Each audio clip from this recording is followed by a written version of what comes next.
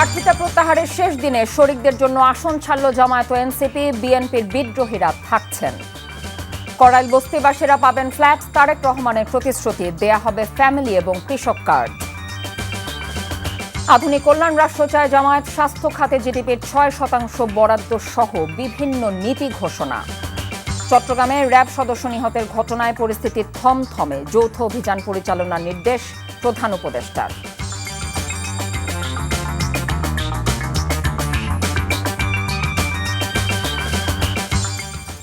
আসসালামু আলাইকুম, কথা নাহিয়ান, স্বাগত জানাচ্ছেন টিভির সন্ধ্যার খবরে। ক্রাউন সিমেন্ট শিরোনাম দেখছিলেন, এবার নিয়ে যাচ্ছি পুরো খবরে। ত্রয়োদশ জাতীয় সংসদ নির্বাচনে প্রার্থিতা প্রত্যাহার শেষ হয়েছে। মঙ্গলবার সকাল থেকে রিটার্নিং কর্মকর্তার কার্যালয়ে নিজেদের প্রার্থিতা প্রত্যাহার করেন প্রার্থীরা। প্রার্থিতা প্রত্যাহারের মধ্যে রয়েছেন ঢাকা 17 আসনের ব্যারিস্টার এম সারওয়ার হোসেন, বাংলাদেশ খেলাফত মজলিস মনোনীত ঢাকা 16 আসনের আহসানুল্লাহ, ঢাকা 10 আসনের আহমেদ আলী, ঢাকা 7 আসনের স্বতন্ত্র প্রার্থী মনির হোসেন সহ 18 জন প্রার্থী। জোটের প্রার্থী থাকায় নির্বাচন থেকে সরে দাঁড়িয়েছেন তারা। বিভিন্ন আসনে জোটের সমর্থনে প্রার্থিতা প্রত্যাহার করেছেন জামায়াত ও এনসিপির প্রার্থীরা। তবে বিএনপির বিদ্রোহী প্রার্থীরা প্রতিদ্বন্দ্বিতায় থাকছেন বলে খবর পাওয়া গেছে। এদিকে নির্বাচনের সার্বিক পরিস্থিতি নিয়ে প্রধান নির্বাচন কমিশনারের সঙ্গে সাক্ষাৎ করেছেন সুইডিশ রাষ্ট্রদূত। বৈঠকে আইনশৃঙ্খলা পরিস্থিতি সহ নির্বাচন ঘিরে ভুল তথ্য এবং অপতথ্য কিভাবে মোকাবেলা করা হচ্ছে তা জানতে চেয়েছে বাংলাদেশে নিযুক্ত সুইডেনের রাষ্ট্রদূত। আর বিএনপির অভিযোগে জামায়াত, এনসিপি সহ 4 রাজনৈতিক দলকে সতর্ক বার্তা দিয়েছে নির্বাচন কমিশন। নির্বাচন উপলক্ষে পোস্টাল ভোট বিডি অ্যাপ ভোটদান কার্যক্রমে সমাপনী অনুষ্ঠানে সিএসি বলেন, পোস্টাল ব্যালট নিয়ে নানামুখী শঙ্কা রয়েছে। এই শঙ্কাগুলো মোকাবেলা করা আসন্ন নির্বাচনের অন্যতম চ্যালেঞ্জ। সমস্যা হতে পারে এরকম একটা, আমি কিন্তু প্রথম থেকে গোড়া থেকে বলে আসছিলাম। পোস্টাল ডিপার্টমেন্টের 122 রকমের আইন কানুন। আমাদের দেশে পোস্টাল সিস্টেম একরকম, এক এক দেশে পোস্টাল সিস্টেম এক এক রকম। এত কিছুকে অ্যাকচুয়ালি রিকনসাইল করা ইটস এ রিয়েল চ্যালেঞ্জ। কিন্তু এই চ্যালেঞ্জ মোকাবেলা করে আমাদের টিম কাজ করে যাচ্ছে। এটা সাকসেসফুলি করতে পারি, সেটা আপনারা একটু আমাদের সহযোগিতা করবেন। বিএনপি মানুষের জন্য রাজনীতি করে জানিয়ে দলটির চেয়ারম্যান তারেক রহমান বলেছেন, মানুষকে দেয়া জবান রক্ষা করেন তারা। মানুষের পাশে দাঁড়াতে সবার কাছে দোয়া চান তারেক রহমান। ফ্যামিলি কার্ড ও কৃষক কার্ড সহ বিভিন্ন প্রতিশ্রুতির কথা পুনর্ব্যক্ত করেন তিনি। রাজধানীর কড়াইলে আয়োজিত দোয়া মাহফিলে তিনি এসব কথা বলেন। হাসান মাহমুদের রিপোর্ট। ঢাকা 17 নির্বাচনী আসনের অধীন মহাখালী টিএনটি মাঠে সাবেক প্রধানমন্ত্রী প্রয়াত বেগম খালেদা জিয়ার জন্য দোয়া মাহফিলের আয়োজন করে কড়াইল এলাকাবাসী। দোয়াপূর্ব সংক্ষিপ্ত বক্তব্যে বিএনপি চেয়ারম্যান বলেন, তিনি ঢাকা 17 আসনের বাসিন্দা এবং এলাকাবাসীর পাশেই তিনি রয়েছেন সব সময়। বিএনপি যাতে দেশবাসীর পাশে দাঁড়াতে পারে সেজন্য দোয়া চান তারেক রহমান। এখানে উঁচু উঁচু বড় বড় আমরা বিল্ডিং করে দিতে চাই আল্লাহর রহমতে, যাতে করে এই ঢাকা শহরের মতন জায়গায় এই এলাকার মানুষের একটি মাথা গোজার ঠাঁই হয়। আপনাদের যদি প্রত্যেকের দোয়া থাকে, আল্লাহ যদি রহম করেন, তাহলে আল্লাহর রহমতে আমি কয়েকটি কাজ এখানে করতে চাই, আল্লাহ যদি আমাকে সেই সুযোগ দেন। তারেক রহমান বলেন, বস্তিবাসীদের সন্তানরাও যাতে শিক্ষা পেতে পারে, বিদ্যুৎ, গ্যাস, পানি নিশ্চিত হয়, সেজন্য কাজ করবে তার দল। আপনাদের এলাকার মধ্যে ক্লিনিক থাকবে, হাসপাতাল থাকবে, সবকিছু থাকবে। এইভাবে আমরা আপনাদের এই এলাকাটাকে গড়ে তুলতে চাই, এইভাবে সাজিয়ে তুলতে চাই।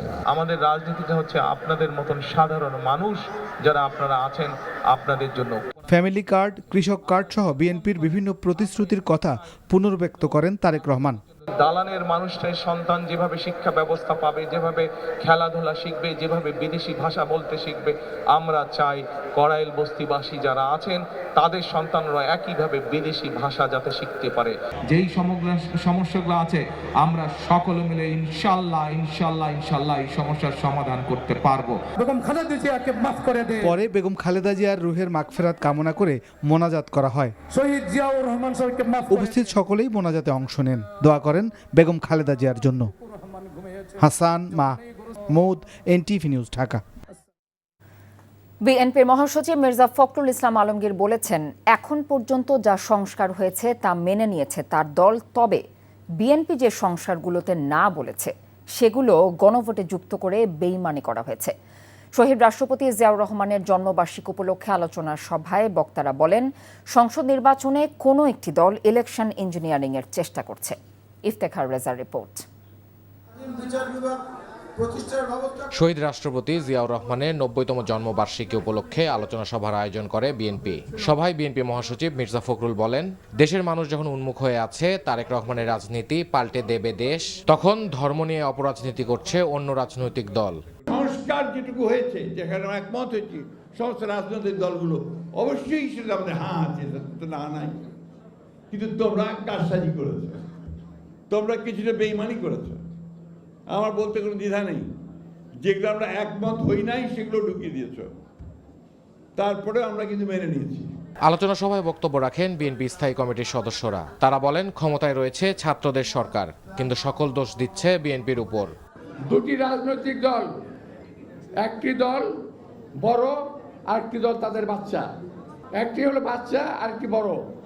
বাচ্চাদের সব সিট পেতে হবে এবং এই ব্যাপারে তারা উচ্চ পর্যায়ে সরকারের উচ্চ পর্যায়ের লোকজনদের সঙ্গে বৈঠক করেছে। তারা কিভাবে ইঞ্জিনিয়ারিং করে এই সিটগুলো জিতে যাবে, যাতে বিএনপি ক্ষমতায় আসতে না পারে। আমরা আজকে অনেকে উন্নয়নের কথা বলি, কিন্তু শহীদ প্রেসিডেন্ট জিয়া রহমানের বক্তব্য ছিল উৎপাদনের রাজনীতি। অর্থাৎ আমরা নিজেরা উৎপাদন করব দেশের ভেতরে, এবং সেই উৎপাদনের ফলশ্রুতিতে একদিকে উন্নয়ন যেমন হবে, ঠিক পাশাপাশি সেই উৎপাদন প্রক্রিয়ার মাধ্যমে বাংলাদেশের প্রতিটি মানুষের কর্মসংস্থান হবে। যে সত্যিই যদি আমরা শহীদ জিয়াকে ভালোবাসি, সত্যিই যদি আমরা তাকে শ্রদ্ধা করি, তাহলে আমাদের উচিত হবে তার জন্য শুধু দোয়া করা না, তার প্রত্যেকটা কাজ অনুধাবন করে নিজেদেরকে সেরকম করে গড়ে তোলা। শহীদ রাষ্ট্রপতি জিয়াউর রহমানের আদর্শ ধারণ করতে পারলে কাঙ্ক্ষিত বাংলাদেশ গড়ে তোলা সম্ভব বলেও মন্তব্য করেন বিএনপির নেতারা। Iftekhar Reza, NTV news, Dhaka. আধুনিক কল্যাণ রাষ্ট্র প্রতিষ্ঠায় জামায়াতে ইসলামী বদ্ধপরিকর জানিয়ে দলটির আমির ডাক্তার শফিকুর রহমান বলেছেন, বিভাজন নয়, ঐক্যই হবে রাজনীতির মূল ভিত্তি। ক্ষমতায় গেলে দল, মত ও ধর্ম, বর্ণ নির্বিশেষে সব নাগরিকের অধিকার প্রতিষ্ঠা করবে জামায়াত। দুর্নীতির বিরুদ্ধে জিরো টলারেন্স নীতি গ্রহণ করে সুশাসন নিশ্চিতের অঙ্গীকার দলটির। নূর হোসেনের রিপোর্ট। ত্রয়োদশ জাতীয় সংসদ নির্বাচনকে সামনে রেখে রাজধানীর একটি হোটেলে দিনব্যাপী পলিসি সামিট আয়োজন করে জামায়াতে ইসলামী। এতে দলটি ক্ষমতায় গেলে কেমন হবে বাংলাদেশ তার রূপরেখা তুলে ধরা হয়। অনুষ্ঠানে যোগ দেন যুক্তরাষ্ট্র, যুক্তরাজ্য সহ বিভিন্ন দেশের কূটনীতিক, জাতিসংঘ, ইউএনডিপি সহ বিভিন্ন আন্তর্জাতিক সংস্থার প্রতিনিধিরা। প্রথমবারের মতো এই অনুষ্ঠানে প্রকাশ্যে অংশগ্রহণ করে জামায়াতের মহিলা বিভাগের নেতাকর্মীরা। উপস্থিত ছিলেন বিভিন্ন বিষয়ে নারী অধিকার নিয়ে কাজ করা বিশেষজ্ঞগণ।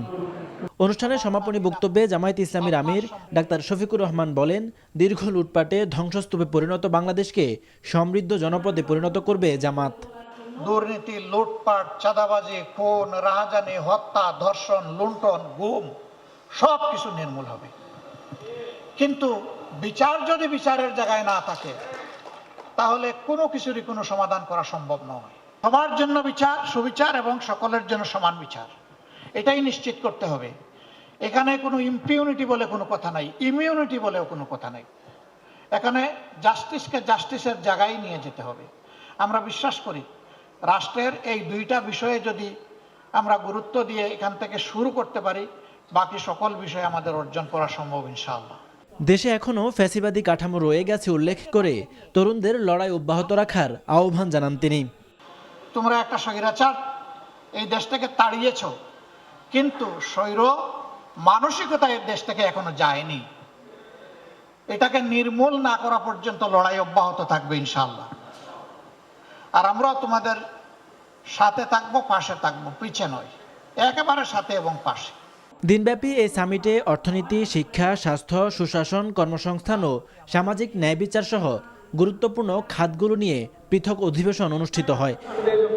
নূর হোসেন, এনটিভি নিউজ, ঢাকা। ভবিষ্যতে যেন আর জুলাই স্মৃতি জাদুঘর তৈরির প্রয়োজন না হয়, এমনটাই আশা প্রধান উপদেষ্টা প্রফেসর ডক্টর মোহাম্মদ ইউনূসের। জাতি কখনো কোনো কারণে দিশেহারা হলে এই জাদুঘরে পথ খুঁজে পাবে বলেও মন্তব্য করেন তিনি। বিকেলে রাজনৈতিক দলের নেতাদের সঙ্গে নিয়ে গণভবনে জুলাই স্মৃতি জাদুঘর পরিদর্শন শেষে এসব কথা বলেন ডক্টর ইউনূস। রিপোর্ট করছেন HM মেহেদী হাসান। গণভবনে জুলাই গণঅভ্যুত্থান স্মৃতি জাদুঘরের চূড়ান্ত পর্যায়ের কাজ পরিদর্শন করেছেন প্রধান উপদেষ্টা অধ্যাপক মোহাম্মদ ইউনূস। এ সময় তার সঙ্গে ছিলেন জামায়াত ইসলামীর আমির ডাক্তার শফিকুর রহমান, বিএনপির স্থায়ী কমিটির সদস্য সালাউদ্দিন আহমেদ ও এনসিপি আহ্বায়ক নাহিদ ইসলাম সহ অন্যান্য রাজনৈতিক দলের নেতারা। জাদুঘরে থাকা জুলাই গণ অভ্যুত্থানের ইতিহাস ও স্বৈরাচার শেখ হাসিনার ১৬ বছরের দুঃশাসনের চিত্রগুলো ঘুরে দেখেন তারা। এ সময় ১৫ মিনিটের একটি প্রামাণ্যচিত্রে ফ্যাসিস্ট শাসনামলে গুম, রাষ্ট্রীয় দমনপীড়ন, বিরোধীদের ওপর হামলা এবং ২৪শে জুলাই গণ অভ্যুত্থানের সময় সংগঠিত গণহত্যার চিত্র তুলে ধরা হয়। পরে প্রধান উপদেষ্টা বলেন, কোনো কারণে জাতি দিশেহারা হলে এই জাদুঘরে পথ খুঁজে পাবে। আমরা যখন পথ হারিয়ে ফেলি বিভেদের মধ্যে, এক একজন এক এক দিকে যাওয়ার জন্য তাগিদে দাঁড়াতে অত্যাচার করে, আমার দিকে আসতে হবে না, খবরদার। আমি প্রস্তাব করছিল যে যারা এই বিভক্তি লিড করছে তাদেরকে একসঙ্গে একটা দিন সকাল থেকে রাত পর্যন্ত এখানে কাটিয়ে দেওয়া, একাকি কাটাক থেকে ঘুরে ঘুরে বেড়ায় বসে চিন্তা করুন, তাদের চোখ পরিষ্কার ভাবে ধরা পড়বে আমাদের কর্মী কি। কিছু আর্গুমেন্টে যেতে হবে, তর্ক করতে হবে। এখানে সমস্ত তর্কের অবসান, এখানে হলো আত্মআবিষ্কার। সব নৃশংসতার বিরুদ্ধে সবাইকে ঐক্যবদ্ধ থাকার আহ্বান জানান প্রধান উপদেষ্টা। বলেন, জুলাই জাদুঘর গোটা পৃথিবীর জন্য এক নজিরবিহীন দৃষ্টান্ত। আমাদের মতো জাদুঘরের কোথাও নেই, জীবন্ত একটা জিনিস। যারা এই জাদুঘরের উপজীব্য এখানে যাদেরকে আমরা দেখতে আসি, তাদের খবর এখনো টাটকা। আমরা যে তাদেরকে জাদুঘরের মতো আনতে পেরেছি, এটি আমাদের সৌভাগ্য, বিরাট সৌভাগ্য, জাতির একটা বড় সৌভাগ্য। টাটকা টাটকা ইতিহাসটা আমরা এত টাটকা ইতিহাস নিয়ে জাদুঘর বোধহয় দুনিয়ার কোথাও হয়নি, আশা করি আর হবেও না। জাদুঘরের কাজে নিয়োজিত সবাইকে ধন্যবাদ জানান প্রধান উপদেষ্টা। HM মেহেদী হাসান, NTV নিউজ, ঢাকা। চট্টগ্রামের সীতাকুণ্ড জঙ্গল সলিমপুরে অভিযানে সন্ত্রাসীদের হামলায় নিহত র্যাব সদস্যকে হত্যার ঘটনায় এলাকায় থমথমে অবস্থা বিরাজ করছে। হামলায় জড়িত অপরাধীদের ধরতে বড় অভিযানের জন্য প্রস্তুত আইন শৃঙ্খলা বাহিনী। এদিকে নিহত র্যাব সদস্য আব্দুল মোতালেবের জানাজা নামাজ অনুষ্ঠিত হয়েছে। পরে কুমিল্লায় তার গ্রামের বাড়িতে পারিবারিক কবরস্থানে দাফন করা হবে। চট্টগ্রাম থেকে আরিচ আহমেদের রিপোর্ট, ক্যামেরায় ছিলেন এনামুল হক। সোমবার বিকেলে সন্ত্রাসীদের হাতে র্যাব সদস্যদের হতাহতের ঘটনার পর জঙ্গল সলিমপুরে এখন শুনশান নীরবতা। সবার মধ্যে এক ধরনের আতঙ্ক বিরাজ করছে। এ ঘটনার পর রাতভর অভিযান হলেও কোনো আসামি গ্রেফতার করতে পারেনি আইনশৃঙ্খলা বাহিনী। পুলিশ ও স্থানীয়রা জানায়, সোমবার বিকেলে জঙ্গল সলিমপুরে বিএনপির একটি দলীয় কার্যালয় উদ্বোধন করার কথা ছিল। সেখানে স্থানীয় সন্ত্রাসী ইয়াসিনের যাওয়ার কথা ছিল। তাকে ধরতেই অভিযান চালায় র্যাব। এ সময় র্যাব সদস্যদের ওপর হামলা চালায় ইয়াসিনের ক্যাডাররা। তাদের হাতেই প্রাণ যায় এক র্যাব সদস্য ও আহত হয় 3 জন। ইয়ং বয়সের ছেলে তো ঢুকছে যে এখন ঢুকা কই অমুক কই সমুক কই উদ্বোধন হয়েছে, এগিয়ে নিয়ে হেরা ঢুকি 27টা গাড়ি। আমাদেরকে সবার মহিলার উপর বহুত নির্যাতন হয়েছে, পুরুষের উপর নির্যাতন হয়েছে। এখানে বহিরাগত সন্ত্রাসীরা এসে আমাদেরকে মারধর করতেছে।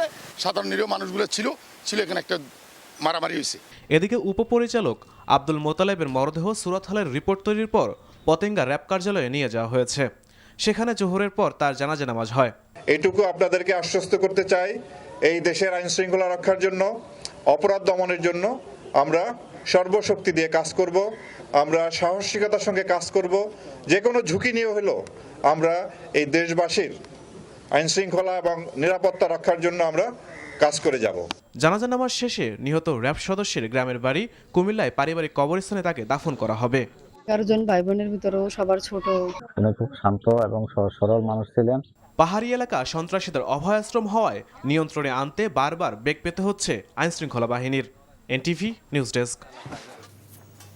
চট্টগ্রামের সীতাকুণ্ডের জঙ্গল সলিমপুরে বড় ধরনের অভিযান পরিচালনা, র্যাব সদস্যের মৃত্যুর ঘটনায় জড়িতদের গ্রেফতার এবং নেপথ্যের কুশীলবদেরও আইনের আওতায় আনার নির্দেশ দিয়েছেন প্রধান উপদেষ্টা ডক্টর মোহাম্মদ ইউনূস। দুপুরে ফরেন সার্ভিস একাডেমিতে প্রেস ব্রিফিংয়ে এসব তথ্য জানিয়েছেন প্রধান উপদেষ্টার প্রেস সচিব শফিকুল আলম। আর যারা নির্বাচন হবে না বলছে তাদেরকে গণতন্ত্র বিরোধী বলে মন্তব্য করেছেন উপপ্রেস সচিব আবুল কালাম আজাদ মজুমদার। দেখুন সালাউদ্দিন কাদেরের রিপোর্ট। মঙ্গলবার রাষ্ট্রীয় অতিথি ভবন যমুনায় অনুষ্ঠিত হয় প্রশাসনিক পুনর্বিন্যাস সংক্রান্ত জাতীয় বাস্তবায়ন কমিটির বৈঠক। পরে প্রধান উপদেষ্টার প্রেস সচিব শফিকুল আলম বৈঠকের বিভিন্ন তথ্য তুলে ধরেন সাংবাদিকদের কাছে। এটা কি ঢাকা উত্তর ঢাকা দক্ষিণ নামে ডিএমপি দুইটা হবে কিনা, বা এছাড়াও আগে যেটা মডেল ছিল যে গুলশান একটা ইটসেলফি একটা সার্কেল ফ্রেমটাকে ধরে মানে ৩-৪টা ভাগে করে, মানে মূল কাজটা হচ্ছে যে আপনার আইন শৃঙ্খলা পরিস্থিতি যেভাবে হোক বেটার করাটা এই গভর্নমেন্টের লক্ষ্য। বৈঠকে প্রধান উপদেষ্টা নির্বাচনের আগে অবৈধ ও লুট হওয়া অস্ত্র উদ্ধারের উপর জোর দেন। এছাড়া চট্টগ্রামের সীতাকুণ্ডে জঙ্গল সলিমপুরের ঘটনায় সমস্ত বাহিনী একত্রিত হয়ে কম্বাইন্ড অপারেশন পরিচালনা এবং যারা এই ঘটনার সঙ্গে জড়িত তাদের প্রত্যেককে গ্রেফতার করা হবে বলে জানান প্রেস সচিব শফিকুল আলম। সমস্ত বাহিনী একত্রিত হয়ে কম্বাইন্ড একটা অপারেশন হবে, যারা যারা এটার সাথে জড়িত ছিলেন প্রত্যেককে অ্যারেস্ট করা হবে, এখানে যে যত পাওয়ারফুল লোকই হন না কেন। প্রধান উপদেষ্টার উপপ্রেস সচিব আবুল কালাম আজাদ জানান, নির্বাচন নিয়ে কোনো শঙ্কা নেই। যারা নির্বাচন হবে না বলছে তারা গণতন্ত্র বিরোধী বলে মন্তব্য করেন তিনি। নির্বাচন হবে না এরকম কথা যারা বলছে তাদেরকে আপনাদের জিজ্ঞেস করতে হবে যে তারা কোন গ্রাউন্ডে কোন লজিকের ভিত্তিতে নির্বাচন হবে না বলছেন। তারা যদি কোনো গ্রাউন্ড এবং লজিক আপনাদের কাছে স্পষ্ট না করতে পারে তাহলে এটা তাদের আসলে মস্তিষ্ক প্রসূত কল্পনা অথবা তারা এক ধরনের প্রপাগান্ডা পার্ট। বৈঠকে অতি গুরুত্বপূর্ণ ও ঝুঁকিপূর্ণ হিসেবে চিহ্নিত প্রায় 22,000 ভোট কেন্দ্রে সিসিটিভি ক্যামেরা বসাতে বিশেষ বরাদ্দ সহ মোট 11টি প্রস্তাব অনুমোদন দেওয়া হয়েছে। সালাউদ্দিন কাদের, এনটিভি নিউজ, ঢাকা। স্বাস্থ্য খাতে জিডিপির বরাদ্দ 6 থেকে 8% করা, দরিদ্র কৃষকদের সুদবিহীন ঋণ প্রদান, শিক্ষিত বেকারদের ঋণ দেয়া সহ বিভিন্ন খাতে নীতি ঘোষণা করেছে জামায়াতে ইসলামী। ক্ষমতায় গেলে এসব বাস্তবায়ন করবে দলটি, এমনটাই বলছে তারা। অর্থনীতি, শিক্ষা, চিকিৎসা ও সুশাসনে দেশকে ঢেলে সাজানোর পরিকল্পনা দলটির। নূর হোসেনের আরও একটি রিপোর্ট। রাজধানীর একটি হোটেলে আয়োজিত পলিসি সামিট 2026 থেকে আগামী বাংলাদেশের রূপরেখা তুলে ধরে জামায়াতে ইসলামী। অনুষ্ঠান থেকে বিভিন্ন খাতে দলটির অগ্রাধিকার তুলে ধরা হয়। দুর্নীতির বিরুদ্ধে জিরো টলারেন্সের পাশাপাশি ভ্যাট কমানোর প্রতিশ্রুতি জামাতের। কৃষকদের সুদবিহীন ঋণের নিশ্চয়তা দেয় দলটি। শিক্ষা খাতকে ঢেলে সাজানোর পরিকল্পনায় দেশে সর্ববৃহৎ মহিলা বিশ্ববিদ্যালয় প্রতিষ্ঠা, সরকারি অর্থে উচ্চশিক্ষা, বেকার, গ্র্যাজুয়েট ও দরিদ্র শিক্ষার্থীদের সুদবিহীন ঋণের প্রতিশ্রুতি দেওয়া হয়। দেশের 64 জেলায় 64টি বিশেষায়িত হাসপাতাল, শিশু ও বৃদ্ধদের ফ্রি চিকিৎসা সেবা নিশ্চিত করে স্বাস্থ্য খাতে পরিবর্তনের অঙ্গীকার জামাতের। তরুণদের প্রশিক্ষণ দিয়ে কর্মসংস্থানের পাশাপাশি দেশব্যাপী উদ্যোক্তা তৈরির প্রতিশ্রুতি দলটির। তথ্য যোগাযোগ প্রযুক্তি খাতে $5 বিলিয়ন রপ্তানি আয় লক্ষ্যমাত্রা নির্ধারণ করেছে জামায়াতে ইসলামী। 5 বছরের রেমিটেন্স আয় 3 গুণ বাড়ানোর পরিকল্পনা দলটির। পাশাপাশি বিদেশে অবদান রাখা বাংলাদেশিদের দেশ গড়ার কাজে লাগাতে চায় জামায়াতে ইসলামী। নূর হোসেন, এনটিভি নিউজ, ঢাকা। এবারে বাংলাদেশের টি-20 বিশ্বকাপ প্রসঙ্গ। চাপ সৃষ্টি করে বাংলাদেশকে ভারতের মাটিতে খেলতে বাধ্য করা যাবে না বলে জানিয়েছেন যুব ক্রীড়া উপদেষ্টা আসিফ নজরুল। সচিবালয়ে সাংবাদিকদের সঙ্গে আলাপকালে তিনি আরও বলেন, আইসিসি যদি কোনো অযৌক্তিক শর্ত চাপিয়ে দেয় তাও মেনে নেওয়া হবে না। এদিকে বিশ্বকাপ খেলা নিয়ে নিজেদের অবস্থান নিয়ে অন্ধকারে বাংলাদেশের টি-20 অধিনায়ক। মমিনুর রিপনের রিপোর্ট। টি-20 বিশ্বকাপে বাংলাদেশের অংশগ্রহণ নিয়ে অনিশ্চয়তা কাটেনি। ভেন্যু পরিবর্তনের জটিলতা সমাধানে ইতিবাচক কোনো সাড়া দিতে পারছে না আইসিসি। অন্যদিকে নিরাপত্তার শঙ্কায় ভারতের মাটিতে না খেলতে অনড় বাংলাদেশ। কোনো অযৌক্তিক শর্ত কিংবা চাপ প্রয়োগে এই সিদ্ধান্ত পরিবর্তন করা যাবে না বলে জানান ক্রীড়া উপদেষ্টা। ভারতীয় বোর্ডের কাছে মাথা নত করে আমাদের উপর চাপ সৃষ্টি করে অযৌক্তিক কোনো শর্ত চাপায় দেয়, আমরা সেই অযৌক্তিক শর্ত মানব না। এর আগে এমন উদাহরণ আছে, পাকিস্তানে ভারত খেলতে যাবে না বলেছে, আইসিসি ভেন্যু চেঞ্জ করেছে। আমরা অত্যন্ত লজিক্যাল কারণে ভেন্যু চেঞ্জের কথা বলেছি। আমাদেরকে অযৌক্তিক প্রেশার প্রয়োগ করে, অযৌক্তিক চাপ সৃষ্টি করে আমাদেরকে ভারতে খেলাতে বাধ্য করা যাবে না। প্রতিযোগিতা শুরুর 2 সপ্তাহ আগে টি-20 অধিনায়ক লিটন দাসও জানেন না কি হতে যাচ্ছে তাদের টি-20 বিশ্বকাপের ভবিষ্যৎ। বছর জুড়ে প্রস্তুতি আর পরিকল্পনা করেও বিশ্বকাপের আগে অনিশ্চয়তায় থাকা লিটনের জন্য একটাই স্বস্তি, টি-20 সংস্করণের মধ্যেই আছেন ক্রিকেটাররা। সবাই তো বিপিএল খেলতেছে, কিন্তু জিনিসটা এমন হতো যে খেলার বাইরে থাকতো, খেলতেছে, but at the same time যদি আপনি জানতেন যে আপনার গ্রুপ কে হবে, আপনি কোন দেশে যাচ্ছেন, এটা একটা হেল্প হতো। এখন যে জিনিসটা হাতেই নেই আমার, বা আমাদের ক্রিকেট ওভারঅল যতগুলো প্লেয়ার, আপনারা তো অলরেডি টিম জানেন যে কোন 15 জন যাবে, তো সেই 15 জনও এখনো জানে না যে আমরা কোন দেশে যাব বা কাদের বিপক্ষে খেলবো। আমার জায়গা থেকে আমি যেমন আনসার্টেন, সবাই আনসার্টেন। আমার মনে হয় পুরো বাংলাদেশই আনসার্টেন এই মুহূর্তে। বিশ্বকাপ খেলা নিয়ে শঙ্কা থাকলেও প্রস্তুতির জন্য এখনও সময় আছে বলে মনে করেন লিটন। Mominur Ripon, NTV news, Dhaka. এখনও নির্বাচনের লেভেল প্লেইং ফিল্ড নিশ্চিত হয়নি মন্তব্য করে জাতীয় নির্বাচনের পরবর্তী সহিংসতার আশঙ্কা প্রকাশ করেছে নির্বাচন পর্যবেক্ষক সংস্থাগুলোর জোট alliance for fair election for democracy. বিকেলে গুলশানে একটি হোটেলে আয়োজিত ডিসকাশন উইথ এডিটর্স অনুষ্ঠানে সংস্থাটি বলেছে, এই মুহূর্তে নির্বাচন কমিশনের কর্মকাণ্ড পর্যবেক্ষণ করছেন তারা। তবে জাতীয় নির্বাচনে সহিংসতার আশঙ্কা করে তারা পর্যবেক্ষকদের নিরাপত্তা দেওয়ার দাবি জানিয়েছেন কমিশনের কাছে। এ সময় নির্বাচন কমিশন বিভিন্ন ঋণ খেলাপি ও দ্বৈত নাগরিকদের প্রার্থিতা বৈধতা ঘোষণা করায় ক্ষোভ প্রকাশ করে সংস্থাটি। প্রতারণা ও অর্থ আত্মসাৎ মামলায় ইভ্যালির সিইও রাসেল ও তার স্ত্রী শামীমাকে কারাগারে পাঠিয়েছে আদালত। মঙ্গলবার বিকেলে ঢাকা যুগ্ম মহানগর দায়রা জজ আদালত 7-এর বিচারক মোহাম্মদ নিজামুদ্দিন এই আদেশ দেন। এর আগে বিকেলে আদালতে তোলা হয় বিতর্কিত ই কমার্স প্রতিষ্ঠান ইভ্যালি চেয়ারম্যান শামীমা নাসরিন ও প্রধান নির্বাহী কর্মকর্তা মোহাম্মদ রাসেলকে। মঙ্গলবার মধ্যরাতে ডিবির একটি দল রাজধানীর ধানমন্ডি থেকে তাদের গ্রেফতার করে। গ্রেফতারকৃত মোহাম্মদ রাসেল ও শামীমা নাসরিনের বিরুদ্ধে রাজধানীর বিভিন্ন থানায় 391টি পরোয়ানা রয়েছে। এর মধ্যে রাসেলের নামে ধানমন্ডি, কাফরুল ও সাভার মডেল থানায় 263টি পরোয়ানা রয়েছে, যার মধ্যে 83টি সাজা পরোয়ানা এবং 180টি সিআর পরোয়ানা রয়েছে। অন্যদিকে প্রতিষ্ঠানটির চেয়ারম্যান শামীমা নাসরিনের নামে 3 থানায় মোট 128টি পরোয়ানা রয়েছে, যার মধ্যে 30টি সাজা পরোয়ানা এবং 98টি সিআর পরোয়ানা। প্রতিবন্ধীরা সমাজের অংশ হলেও অধিকার ও সুবিধা পাওয়ার ক্ষেত্রে তারা অনেক পিছিয়ে থাকে। তাই আগামী জাতীয় নির্বাচনে প্রতিবন্ধী জনগোষ্ঠীকে গুরুত্ব দিয়ে নির্বাচনী ইশতেহার করার প্রস্তাব করেছেন সুধীজনেরা। বিকেলে ঢাকা বিশ্ববিদ্যালয়ে আরসি মজুমদার হলে ডাকসু এবং ডিসএবিলিটি রাইটস বাংলাদেশ আয়োজিত নির্বাচনী ইশতেহার ও গণভোট প্রতিবন্ধী জনগোষ্ঠীর অঙ্গীকার প্রসঙ্গ শীর্ষক সেমিনারে এসব কথা বলেন বক্তারা। সেমিনারে সুধী সমাজের প্রতিনিধি ছাড়াও উপস্থিত ছিলেন বিএনপি, এনসিপি সহ বিভিন্ন রাজনৈতিক দল এবং সামাজিক সংগঠনের প্রতিনিধিরা। সেমিনারে বক্তারা আরও বলেন, প্রতিবন্ধীদের অধিকার নিশ্চিত করতে রাজনৈতিক সদিচ্ছা ও সুষ্ঠু নীতি গ্রহণের কোনো বিকল্প নেই।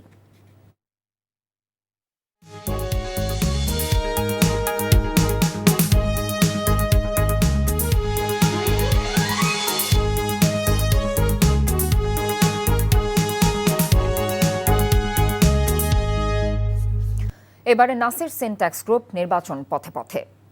ত্রয়োদশ জাতীয় সংসদ নির্বাচনে জমে উঠেছে কেরানীগঞ্জের ভোটের মাঠ। প্রার্থীরা ব্যস্ত সময় পার করছে নির্বাচন নিয়ে। ঢাকা 2 ও 3 আসনে বেশ কয়েকজন বর্ষিয়ান ও গুরুত্বপূর্ণ রাজনীতিবিদ আসন্ন নির্বাচনে লড়বেন, তাই বুড়িগঙ্গার তীরে নির্বাচনী উত্তাপ ছড়িয়ে পড়েছে। দেলওয়ার হোসেনের পাঠানো রিপোর্টে দেখুন বিস্তারিত। বুড়িগঙ্গা নদীর তীর ঘেঁষে গড়ে ওঠা কেরানীগঞ্জ উপজেলা। এই উপজেলায় সংসদীয় আসন রয়েছে 2টি। কেরানীগঞ্জের 12টি ইউনিয়ন ও সাভারের 2টি ইউনিয়ন নিয়ে ঢাকা 2 ও ঢাকা 3 আসন। গুরুত্বপূর্ণ রাজনৈতিক ব্যক্তিরা এই এলাকায় প্রার্থী হয়েছেন, তাই ঢাকা 2 ও ঢাকা 3 আসনের নির্বাচন নিয়ে চলছে এখন নানা হিসেব নিকেশ। ঢাকা 2 আসনে বিএনপির প্রার্থী হয়েছেন দলের উপদেষ্টা মণ্ডলীর সদস্য ও সাবেক মন্ত্রী আমানুল্লাহ আমান, আর তার সাথে জামায়াতের প্রার্থী সাবেক সেনা কর্মকর্তা ও দাওয়া ক্লাবের সভাপতি কর্নেল আব্দুল হক। জনগণের বিভিন্ন ক্রান্তিকালে, দেশের বিভিন্ন ক্রান্তিকালে বিএনপি জনগণের পাশে দাঁড়িয়েছিল, বিএনপি জনগণের পাশে ছিল, জনগণের পাশে থাকবে, এবং এটাই প্রত্যাশা জনগণের, সেই অনুযায়ী বিএনপি কাজ করছে। বাংলাদেশের তথা আমাদের এলাকাবাসী প্রত্যেকটা মানুষের, সাধারণ মানুষের আমি অধিকারকে সমুন্নত রেখে কাজ করবো ইনশাআল্লাহ, এই প্রতিশ্রুতি আমি আপনাদেরকে দিচ্ছি। অপরদিকে ঢাকা 3 আসনে মোট প্রার্থী আছেন 9 জন। এর মধ্যে মূলত বিএনপি ও জামায়াতের প্রার্থীর মধ্যেই ভোটের লড়াই হওয়ার সম্ভাবনা রয়েছে। ঢাকা ৩ আসনে বিএনপির প্রার্থী দলের স্থায়ী কমিটির সদস্য গয়েশ্বরচন্দ্র রায়। তার সাথে প্রার্থী হয়েছেন বাংলাদেশ জামায়াত ইসলামের ঢাকা জেলা নায়েবে আমির অধ্যক্ষ শাহিনুর ইসলাম। আমরা প্রশাসনের কাছে ফেভার চাই না, আবার আমাদেরকে ডিসফেভার করুক সেটাও চাই না। আমরা চাই জনগণ যাতে নির্বিঘ্নে ভোট দিতে পারে, তাদের পূর্ণ নিরাপত্তার ব্যবস্থা করবে। আমরা নির্বাচন কমিশনকে দৃষ্টি আকর্ষণ করতে চাই এই ধরনের সুষ্ঠু নির্বাচনের পরিবেশ যাতে কোনোভাবেই কেউ ক্ষুণ্ণ করতে না পারে। এলাকার সাধারণ ভোটাররা মনে করছেন মূলত বিএনপি ও জামায়াতের প্রার্থীদের মাঝেই নির্বাচনী লড়াই হবে। সন্ত্রাস, চাঁদাবাদী এসব যাতে না হয়, আমরা বলতে আমি দিতে পারি কোন আমার ব্যবসা প্রতিষ্ঠান যাতে সুন্দর করে চালাতে পারি। যেভাবে নির্বাচন হোক, নির্বাচন সুষ্ঠুভাবে যাতে হয়, যাতে আমরা সঠিকভাবে ভোট দিতে পারি। অতীতের মতো ভোটের পরিবেশ নয়, এবার শান্তিপূর্ণ পরিবেশে নির্বিঘ্নে ভোট দিতে ভোটাররা ভোট কেন্দ্রের সুষ্ঠু পরিবেশ রক্ষায় আইনশৃঙ্খলা বাহিনীর সার্বিক সহায়তা কামনা করেছেন। NTV news desk.